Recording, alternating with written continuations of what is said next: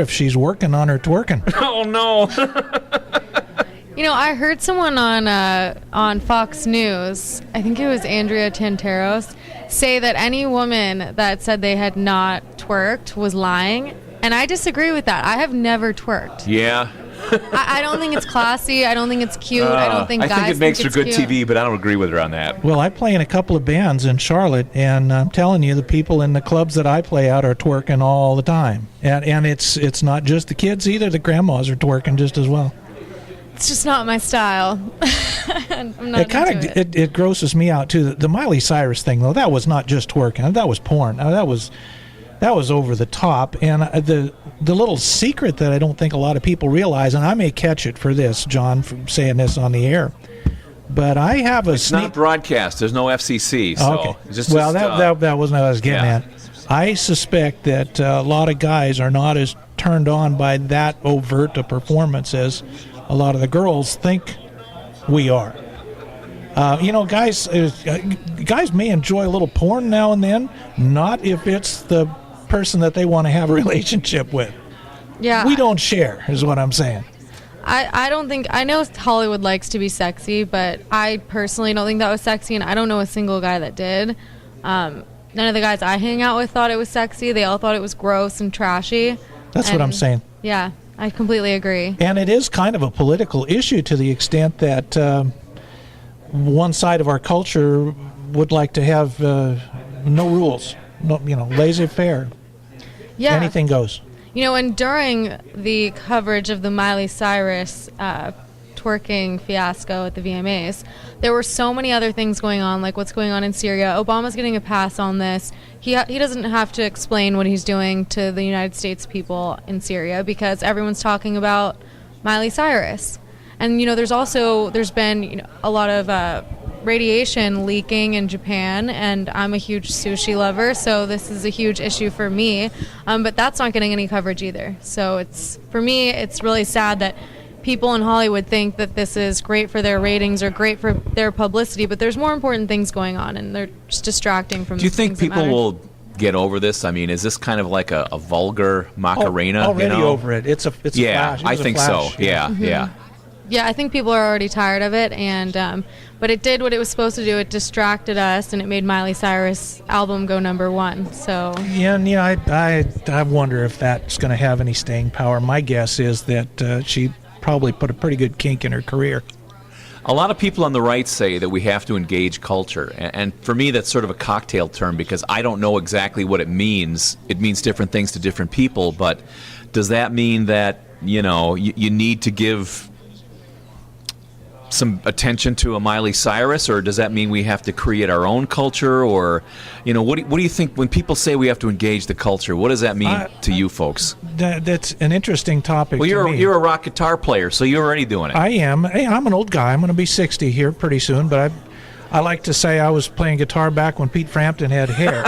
I don't know if you see. You're too young to even know who Pete Frampton is. I had hair like Peter Frampton's when Peter Frampton had hair. had the most gorgeous flowing locks you ever saw and just smoked a guitar. See, Jordan has to Google Peter Frampton. That's how far we've sunk here. It's so but anyway, true. that's what I'm trying to do with my blog. All she knows about Peter Frampton is what she's seen on the Geico commercials, right? Right. She doesn't even know. She's staring at me like a deer in headlights. Over my head. My blog site is called Rockin' on the Right Side. For those of you who want to find it on the web, go to rockinrightside.com. And what I'm doing there is, like I said, teaching some conservative principles, but with some humor and with some music. And being a lifetime musician, every situation reminds me of lyrics. I have thousands and thousands of songs in the back of my gray matter, and everything I see and hear reminds me of a lyric to a song. So I always add a video with some lyrics at the end of my blogs, and that little bit of culture, that little bit of entertainment kind of opens the door for some viewers, readers, who otherwise might not get engaged. I completely agree. I think that's awesome that you offer people, some music and some culture. It's art, basically, along with politics, because sometimes politics is a lot to swallow. It's frustrating. And it can be dry. And it can be depressing. Sometimes after I watch the news or read an article that upsets me and makes me worry about our country, I wish I had a pick-me-up after that. But I definitely agree with you that you think Maybe you need culture- some purple drink or something. You know, You know, a few weeks ago, I was at Freedom Fest in Las Vegas, which is a similar type of conference, except this is for Big L libertarians. And we did some interviews. One of the persons I talked to, and I think Jordan might know who this is, and Tom might not, although Tom might, Kennedy. She was on MTV. She was an MTV host. She also does some radio shows in Southern California. She's a libertarian. She's also on Reason TV. And so is Drew Carey. So we can sort of transition into this, but, you know, do you think the ticket to getting into pop culture is to, you know, move into more of the libertarian side of things? Because it seems like, you know, there's a fit to some extent with people in the entertainment industry and the libertarian movement, and some things, frankly, we don't agree with. But you're kind of wincing at me over there, Tom. So Well, I'm not. Things are changing, and you know, one of the things we have to accept as conservatives is that, for the most part, we're an older group of people than our counterparts on the liberal side. Thank goodness that there's young people like Jordan that are taking the challenge, but we have to keep in mind that Obama is where he is because people think he's cool. And coolness was a more important factor to most of the people who voted for him than anything else. well, okay, so I agree that people think he's cool, and that's why he wins, because they're so uneducated about everything else that's going on. It's like they've never even heard of anybody else. Obama is on every single social media platform. I mean, I don't know if you guys know what Spotify is, but it's a music sharing platform, and his playlists are amazing. So obviously people are going to connect with him. But I've noticed that as a young conservative, it's really easy for me to talk to people about the issues and convince them that they need to really think differently than just, oh, Obama is cool and I'm going to vote for him, or I believe gay people should be able to get married, so I'm going to vote left. So you're seeing young converts coming over to our side. Yeah, I think from me being a person that really shares the issues, discusses the issues, I mean, my friends, they don't want to talk about politics, but I force them to. I literally bring it up in every single conversation. Last night, I sent my friend a text, just a ranting text about something, and they wouldn't have been exposed to it if I didn't share it with them, and they know that I'm not a weird person. did you go to college in San Diego? No, I went to Arizona State Oh, University. you did? Okay. Well, you know, that's probably more of a conservative campus by and large than you would find anywhere on the West Coast. Would you agree? Yeah, but I grew up in San Diego, Right. and I live there now. And But all at my least, friends- you know, your formative political experiences were at ASU and not, Yeah. you know. I was there for the SB 1070 blow up fiasco, and there were a lot of, I mean, the campus was liberal. My major was liberal. I was a communications major. So I got liberal rhetoric spun at me all day long. But the people that are from Arizona, and a lot of people go there from in-state, so there were definitely a lot of conservatives, but it was a mix, I think. But in San Diego, it's definitely liberal. But I find when I post on Facebook and when I talk to people, if you explain it to them and you say, you know, Obamacare is going to make your health insurance, either you're going to lose it through your employer, or your premiums are going to go up, you're going to have lower quality health care, and the government is going to have all of your health information, that makes people really uncomfortable, because I don't think people trust the government. It's encouraging that you're winning over some young people who have traditionally joined the other side. I'm finding lately I've been reaching out to some people who haven't traditionally been conservatives, such as government employees. I'm finding more and more government employees who have been putting up with this crap. I mean, they're not dumb people. They can see what's going on. Well, They're and there's worried a about what's reason why they happening. want to be excluded from Obamacare. We can talk about Capitol Hill staffers. We can talk about union people.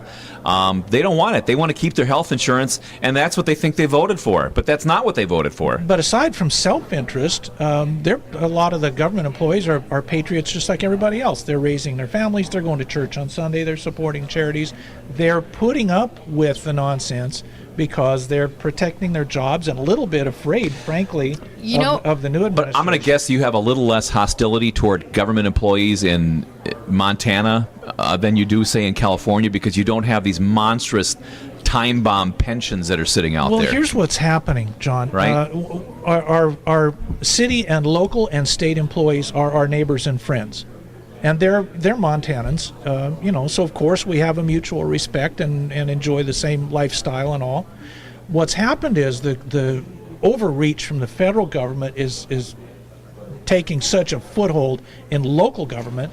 Those of you out there in internet land, if you are not aware of Agenda 21, please Google it and start studying. Yes. Because it is taking over city That's and county that governments is all over Wayne the United Dupree's bread and States. butter, Agenda Yeah. 21. He's had a number of shows on that, and that's gotten a lot of attention. So you asked about the hostility. Our hostility is to the federal government and the dark forces within the federal government. Well, Agenda 21 is actually a UN thing, right?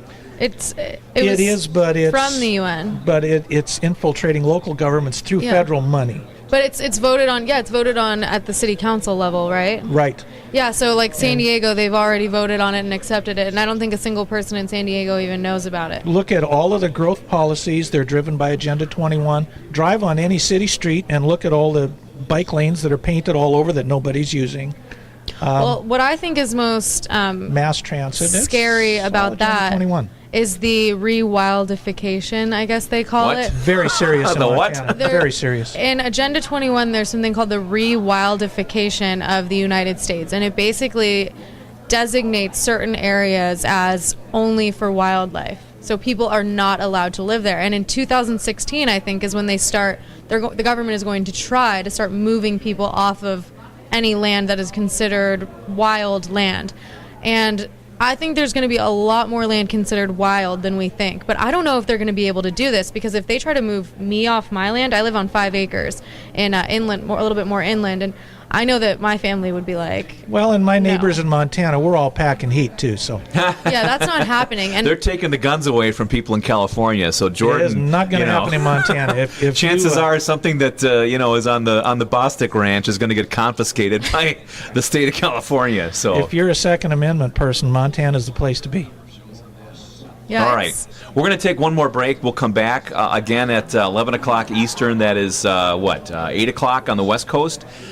Jay Caruso and Matt Hockman will be here, and they are from the Pocket Cast of Liberty gang. And I don't know what they'll do. It's live radio. We're just sort of sitting here. We're strangers in a strange place, and they're going to talk to us for an hour. We'll take a couple hours off, then come back in the afternoon. We've got some guests lined up as well, so we'll sort of read you the roster of who those guests are. It's the 405radio.com. We're live in Orlando, Florida. It's the Defending the American Dream Summit, and thanks to Americans for Prosperity for making us feel welcome. We'll come right back.